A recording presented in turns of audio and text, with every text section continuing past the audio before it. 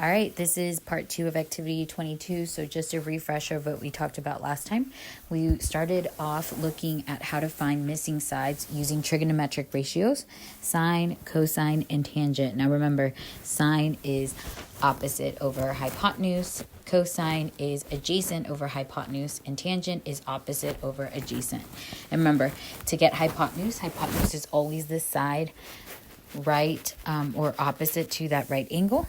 And the O and the A, when I say opposite, I mean opposite to the angle that's given to you. So if you look at this 35, opposite to it, so right in front of is this side right here, BC, and adjacent means right next to. So you look at the two sides next to that angle.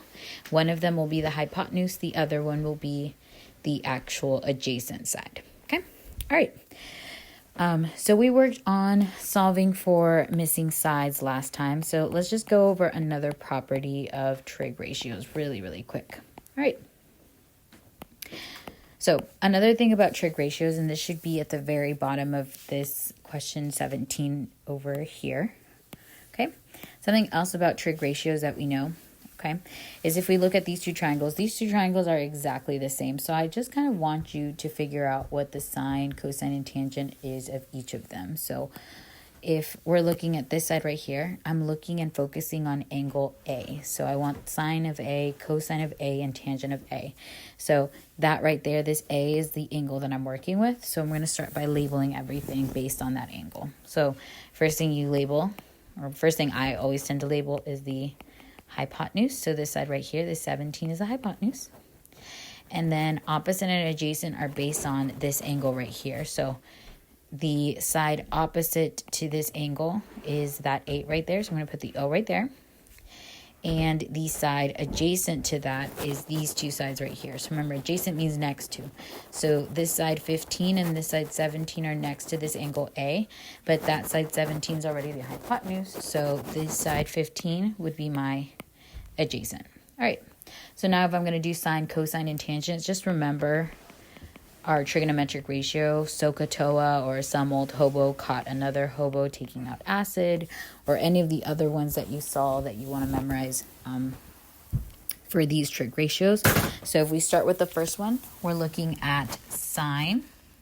So sine is opposite over hypotenuse, so I'm just going to take opposite. So opposite is this, hypotenuse is this.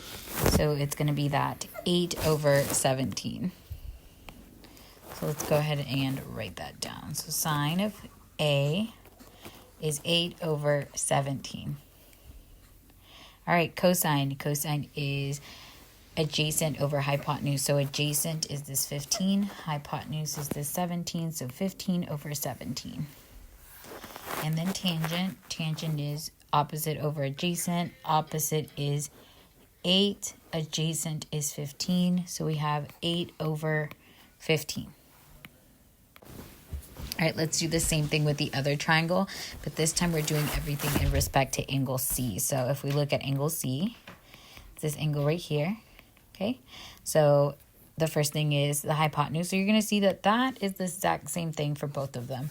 But what's changing now is the A and the O. So now the side opposite to C is actually this 15. So I'm going to put the O right there. And the side adjacent to C is 17 and 8. These are the two sides next to it.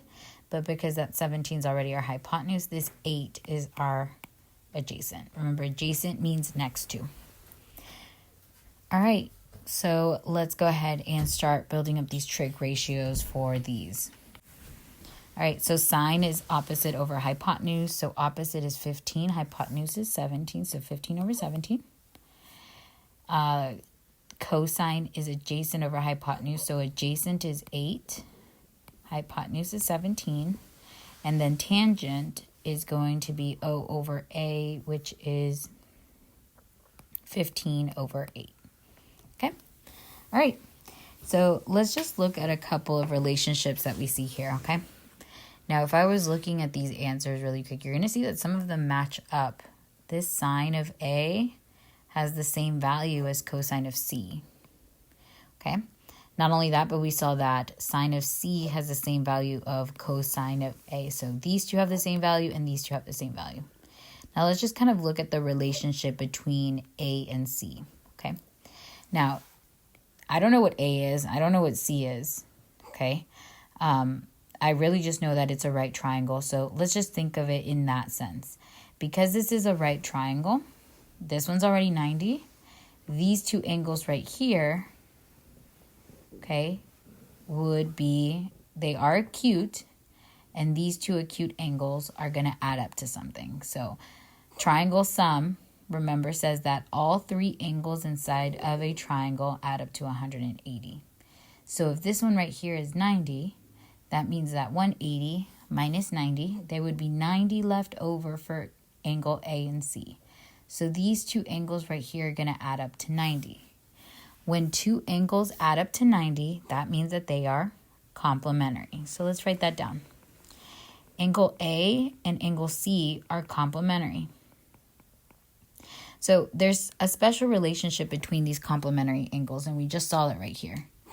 If I give you the value of sine of one of the angles, that means that it's going to have the same value as the cosine of its complementary angle.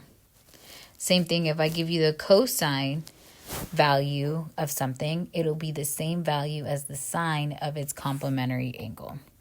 So sine and cosine of complementary angles are equal. So let me tell you what I mean by that. So if I say sine of 30, and then I give you what the value of sine of 30 is. Sine of 30 is 1/2, by the way. Okay? Sine of 30 is going to be equal to cosine of the angle that is complementary to 30.